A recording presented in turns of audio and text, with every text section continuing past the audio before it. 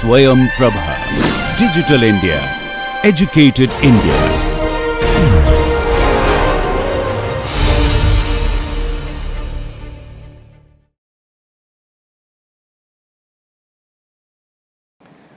Okay, so now we have understood our W, which was an unwieldy form earlier. This was where we started. This was our complicated W, and we wanted to understand this. And the way we are trying to making sense of it is by saying that it is just the projection of the labels onto the subspace spanned by the feature vectors, right? So we also want to understand it in a different context and see if that can also help in a probabilistic way. And the way that we'll try to understand is using something called as maximum likelihood. So was maximum likelihood introduced at some point in the previous lectures? Yes, no? No? Okay. So let's think of this. So as I said earlier, so you have a relation between x and y, right? So you typically want a linear relationship, but then there is some noise associated with it, right? And you don't want to fit the noise. If you fit the noise, then you are getting a complicated model, and you want to avoid that. That is the goal, right? So the one way to think of it as, right? So this red line is your mx plus c, right? So your standard y equal to mx plus c, which can be written as y like this. But what we want to do is think of your y as actually somebody giving you y in the following form, right? He takes an x, he finds out w transpose x for a w that he wouldn't show to you, right? So that is hidden from you. So he computes w transpose x, and then he adds a noise to it, and that noise is what I call as epsilon, right? So the noise comes from a normal distribution with mean 0 and variance 1. So normal distribution, I think, was introduced in one of the probability lectures earlier, I am assuming. So basically, this is what is called as a what people call as a generative view of data, right? Earlier, we did not assume anything about how our x's and y's were given to us. Now we are making an assumption, explicit assumption, as to how our x and y are given to us. And the way that we are saying is, somebody took an x and then computed w transpose x using some w unknown to us, and then added a particular noise of a particular form, right? And now gave y to us, right? So this is what is given to us now, right? So now again we have this x1 y1 till xm ym, which is given to us, and we know that it is generated on this form. We know the exact statistics of the noise as well. In this case, it's a Gaussian noise, right? So now we want to find out the best W. So the natural thing to do is to find that W which might have most likely generated this data that we have. Correct? So when I say most likely, when I use the word likely, it means implicitly there is some randomness that I am assuming about the underlying process that has generated the data, and that randomness is exactly the way that noise is added. Right? So which means the way that we will formalize this is by saying that given a data set xi yi from I equal to 1 to m, and you are asking the question, what is the chance that this data set could have been generated using this particular w, right? So any w, right? So if I just call this w as some vector w, right? For any vector w, what is the chance that this could have been generated, this data set could have come using this W? I can talk about chance because I am assuming a generative model for data, right? So there is a probability involved. Now what is the probability that if I had used W, I would see this data? That is the question I am asking, right? So and that can be computed in the particular case of Gaussian distribution. For this case is what is the mean of y, right? So what would be the expected value of y? Can someone say if y is generated as w transpose x plus epsilon, where epsilon is Gaussian noise, what would be the expected value of y? So what is y? Y is w transpose x plus epsilon. What is w transpose x? Is something random about w transpose x? There is nothing random about w transpose x. So there is no expectation or anything for that. So it is just w transpose x plus expectation of the noise, right? What is the expectation of the noise? What would you expect for the noise? Why is it 0? It is because of the way that we have assumed about the noise, right? So this is 0. So expectation of y is then W transpose X, right? Which means the mean, on an average, you are expecting to see W transpose X, which is on that red line that we saw earlier, but then with some noise added to it. And that noise statistics is given by this.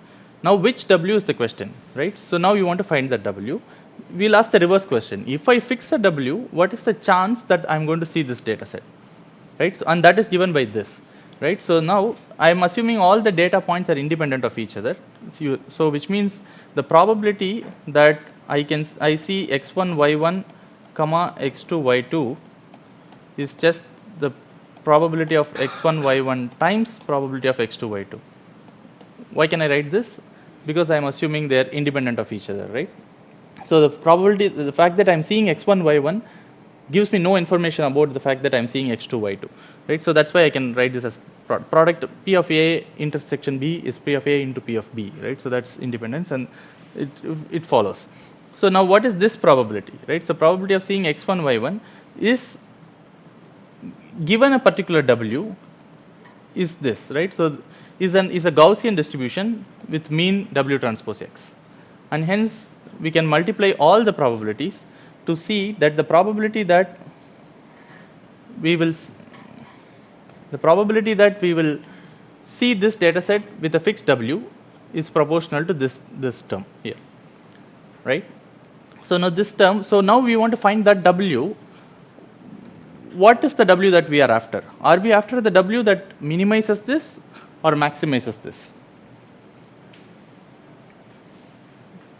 So what is this? This is the chance that you will see this data if the true W was this W. Do you want to increase the chance of seeing this data or decrease the chance of seeing this data? You want to increase the chance. You want to maximize the chance of seeing the data. You want to find that W that maximizes the chance of seeing this data, right? So that is, so you want to find the maximum likelihood estimate for W. That's what it is called, right? So, and one simple thing that people do is you take the logarithm of your likelihood function, which does not change the W. Like how you added the 1 by 2, it did not change the W. Similarly, you can take a logarithm and it does not change because log is like a monotonic function and so on. So let's leave it at that. But if you take the logarithm of this, you end up with something like this, right? And does this look familiar to something that we have seen earlier? This is exactly the cost function that we saw when we started off by trying to minimize, right?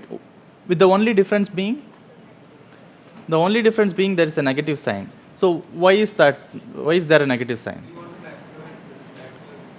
Why is there a negative sign here whereas there was no negative sign earlier?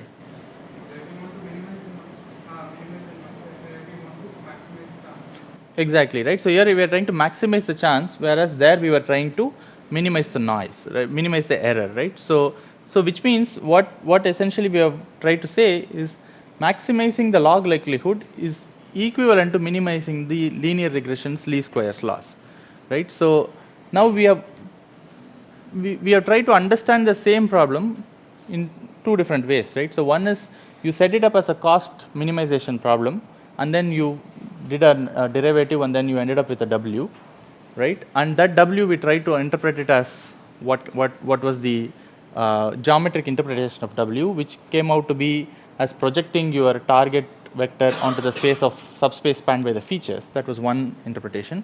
Now here we are saying that it is not just that. If you used a noise model like this, then maximizing the log likelihood is equivalent to minimizing the function that we start off with. So now one question is, how critical is this assumption that the noise is Gaussian? So if I were to change this noise model, what would happen? Where would this affect in this set of equations? Where is this assumption of normal or Gaussian noise is coming into the equation? Any thoughts of that? So why, when I wrote e to the minus yi minus w transpose xi squared, I mean, what does that mean? Why should it be e to the minus yi minus xi w? It could be anything, right? So why did I write this? It's a normal, so it's the PDF of a normal distribution, right? So the noise is actually directly affecting the likelihood function, right? So if I'm going to change my noise model, my likelihood function is going to change, which means I will be entirely maximizing something else. So it is this noise, this log likelihood, which is a normal log likelihood, is key here, right? So we cannot arbitrarily say, we are not saying that maximum likelihood is equivalent to linear regression. We are saying that maximum likelihood with a normal or Gaussian noise is equivalent to minimizing the linear regression problem. Right? So that is important. So you can play around with trying to see if I change this noise in one of your lab, in today's lab session, you will also see if I change the noise, how is this affecting the whole problem itself? Would we still be getting the same kind of answers and so on? Right? So that is something that we'll look at in the lab section later. Okay. So yeah, so one of the things is, so we looked at this linear function, linear regression, which was like fitting a line, right? But clearly not all data is linear, right? So you cannot expect data to be linear always. So let's say the data was like this, right? So now it probably is better to fit some other nicer curve than a linear model in this case, right? So of course you don't know which is the best model choice to make. But let's say if your data was like this, you would not really fit a linear model to this. You would fit something else, right? So you want, in some cases, you do want non-linear fits to data. But then we don't want to lose the power and simplicity of a linear regression model, because we know that it has an analytical solution. We know it has a nice geometric view. We know it has a good generative model view in terms of maximum likelihood and so on, right? So the one way to partially fix this is to use what are called as basis functions, right? So basically what you do is you still work with a linear model, but you map your input to a nonlinear space. You map your input to a different space, and in the mapped space you work in a linear model, right? So these are called as basis functions. So instead of using your features as such, you transform your features to something else, right? For example, your feature could be x1, x2, and you can map this feature to something like 1, x1, x2, x1 squared, x2 squared, x1, x2, right? So now a linear model in this case would look like what?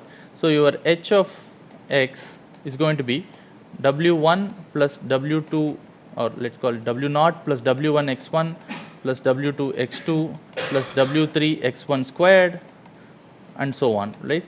w4, let me write it down, w4 x1 x2 plus w5 x2 squared, right? So it's still linear, right? It's linear in the parameter space that you're trying to learn. You're trying to learn a linear w, but then you've mapped your data to a higher dimensional space, and you're trying to learn a linear model there, right? So in that sense, it's still a linear fit to the data.